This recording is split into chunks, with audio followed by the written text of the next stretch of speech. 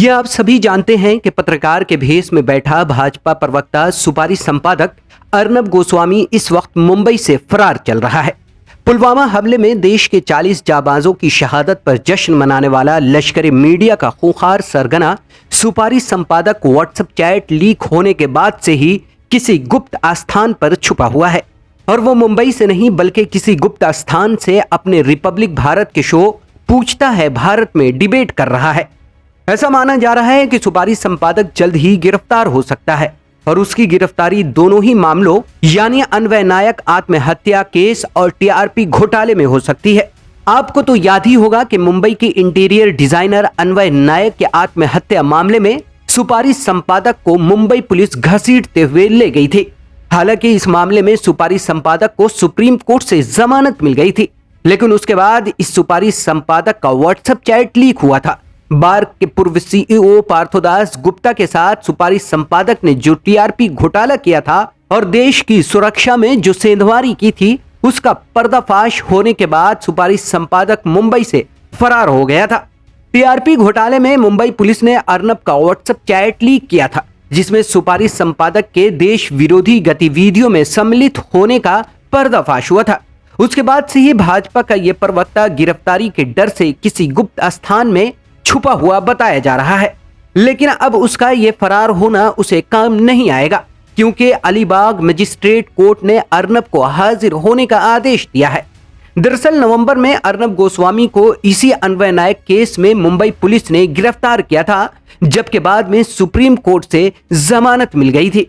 उसके बाद से ही इंटीरियर डिजाइनर आत्महत्या मामले में अलीबाग मजिस्ट्रेट कोर्ट में हियरिंग चल रही थी, और अब तक हुई हियरिंग में एक बार भी सुपारी संपादक अदालत में हाजिर नहीं हुआ। अदालत में बीते 6 फरवरी को भी आत्महत्या मामले में समाअत हुई। अर्नब के हाजिर न होने पर अदालत ने नाराजगी जाहिर की और उसे आखिरी मौका दिया। कोर्ट ने भाजपा के पालतू सुपारी संपादक को 10 मार्च को हाजिर होने का आदेश दिया है।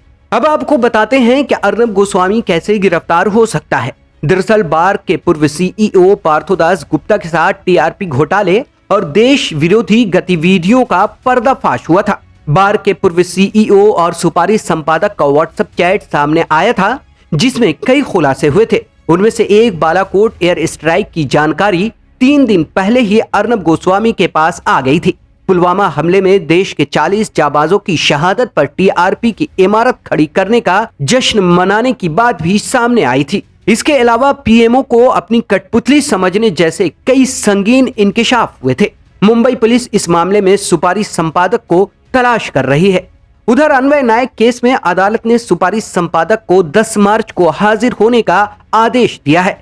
अगर भाजपा का ये पालतू 10 मार्च को हाजिर नहीं होता है तो अदालत इसके खिलाफ अरेस्ट वारंट जारी करेगी, और अगर सुपारी संपादक कोर्ट में हाजिर होता है तो मुंबई पुलिस उसे व्हाट्सएप चैट मामले में भी पूछताछ के लिए गिरफ्तार कर सकती है।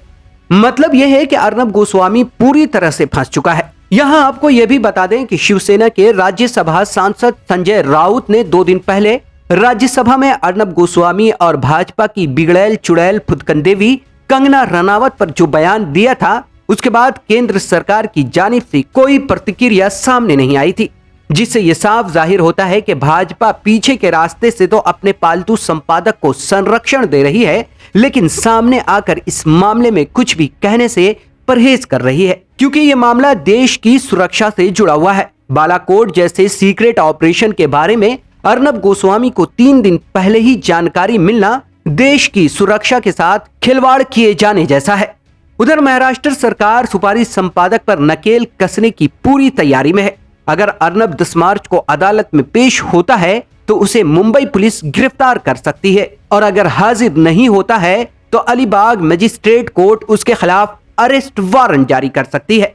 अभी के लिए इतना ही। अगर आपने अब तक द वीपीएन टीवी को सब्सक्राइब नहीं किया है तो अभी करें, इसे लाइक और शेयर जरूर करें। तब तक के लिए दीजिए इजाजत। नमस्कार।